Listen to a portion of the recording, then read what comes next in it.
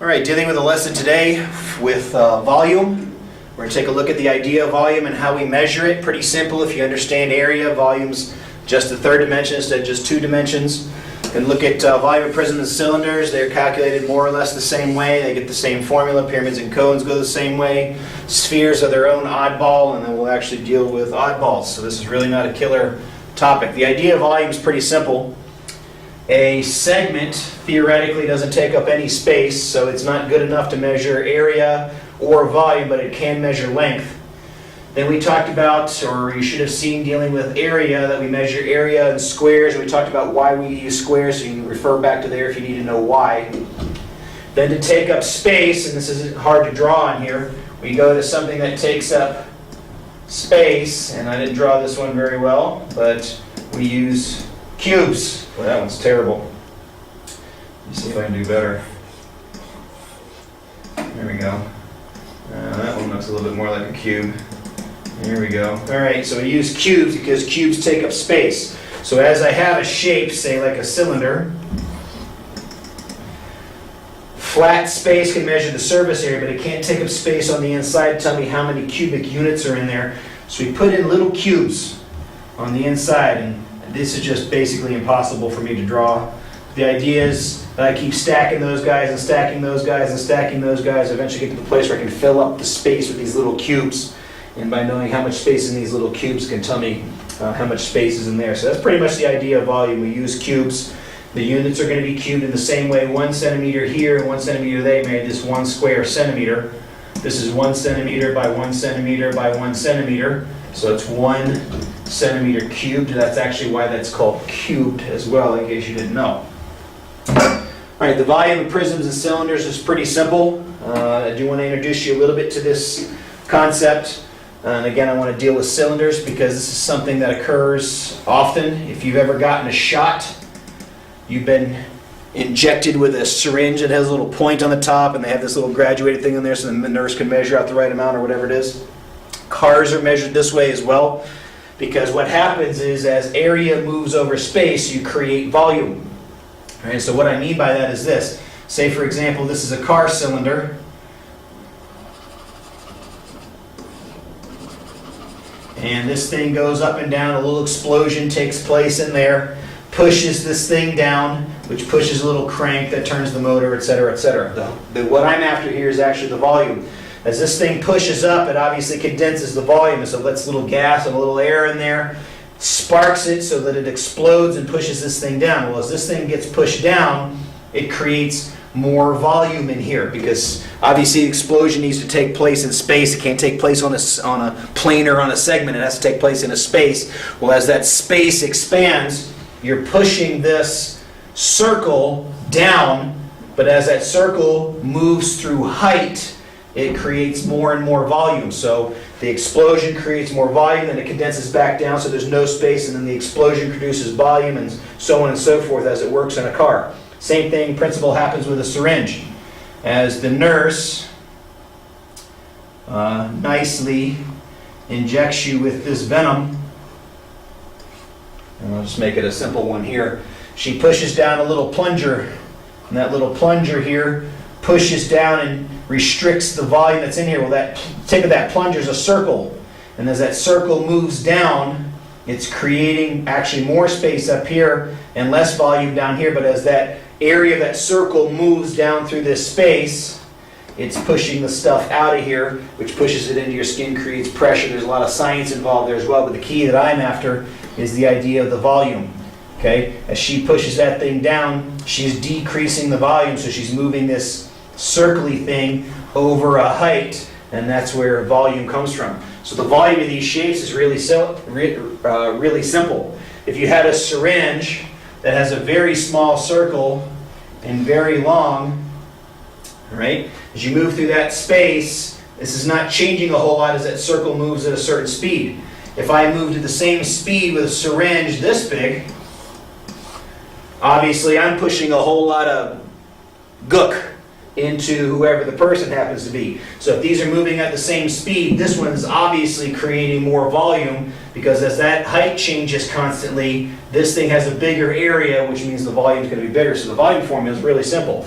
The volume formula for any prism and cylinder is the area of the base times the height, which means how big is this thing and how far does it move. And so all I have to be able to do is find the area of the base. Now remember, capital B, and actually all capital letters stand for area or volume. In this case, it's dealing with area. Capital B means the area of the base. So whatever your shape is, whether it's a prism or a cylinder, find the area of the base and multiply by how tall that base would go through. Probably congruent on the top and the bottom. Find the area of the base, find the height between the bases, and you've got the volume of your shape. What's the units on base? Since this is an area like pi r squared or something of that nature, this is going to end up being centimeters squared. This height is going to be measured in centimeters, assuming we're using the same units, which we should be. Centimeters squared times centimeters produces centimeters cubed, which is a volume measurement. Very, very simple. All right, whole lot less explanation. Pyramids and cones, and I draw pyramid cylinders and cones because they're a whole lot easier to draw than the other kinds of guys. This is really simple. If you had a cylinder that had the same area of the base and the same height, these two compare quite nicely. If they have the same base area and they have the same height, the volume of this guy is 1/3 the volume of that guy. Well, guess what that means? That means the volume formula is 1/3 area of the base times the height. Base times height gave me a cylinder. So the volume of that cylinder would be the area of the base times the height. Cones are always, or pyramids compared to a prism, is always 1/3 of that value. Find the area of the base, multiply times the height of the shape. Remember, it's not slant height, it's height, which would be between here and here if I have this thing drawn correctly. 1/3 of the area of the base times the height is how I would find the volume of a pyramid or a cone. All right, this one's a little bit obscure. Spheres, volume is based just on the radius. It's the only thing I need to know. If I know the radius or I know the diameter and I can turn it into the radius, and the volume of this shape is really simple. The volume of this shape is 4/3 pi r cubed. Now I want you to point out a couple of things here. Notice the cube. The cube is there because I need volume. Volume needs to be in centimeters cubed. A lot of students get this formula mixed up with this one, which is the surface area formula. This can't be volume because there's no cubic units. If my radius is in centimeters, this is going to turn out to be centimeters squared, which is not a volume. This will produce centimeters cubed, which is a volume. So volume gets the 3's. The 3 in the denominator here and the cube there, right? These formulas, there's so many pi formulas. Circumference equals pi times diameter. Area circular equals pi r squared, and so on and so forth. You got to keep these guys straight. Which ones apply to which application is an important thing for you to understand. The main one we're after here is this guy. Volume of this thing, the cube is huge. 4/3. The 3's go with volume. I don't know how to give you a nice, cute little way to know and remember that, but you got to know this is cubed because radius to the first power, which is what this would give you, or radius to the second power is not going to give you cubic units. It's going to give you square units. The square units are not volume, they're area. You need the cube so you can get cubic units. And to finish this thing up, what do we do with oddballs? The same thing we've been doing with oddballs all day. If you have a shape that's a building, and that building is capped by a pyramid because it's some kind of monumenty thing, and that's sitting on top of a cylinder. Now I'm really getting silly. Which has a little sphere sitting on the top so that it looks cute. How do you find the volume of that thing? You find the volume of each piece and add them together. And that's how you get the volume of an oddball shape. Yes, there are ways to find volume by reducing. For example, if I had I don't know, this is what comes off the top of my head, a piece of cheese.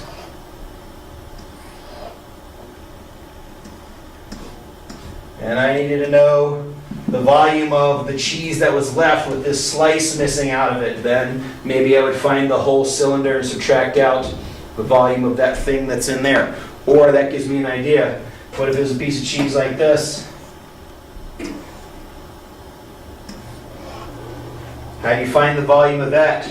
Well, it's still the same principle. It's the area of the base times the height. You got to find the area of its base and multiply times its height. The same thing happens here. The area of the base, multiply by the height. Or maybe you find the whole cylinder and subtract out the pieces in there. I don't know how you go about doing it, but the principle doesn't change.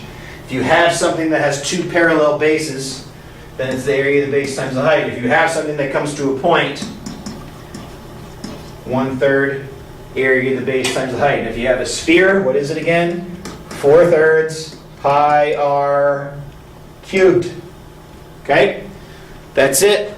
Have fun playing with volume. Talk to your teacher if you have any questions. Until next time, see ya.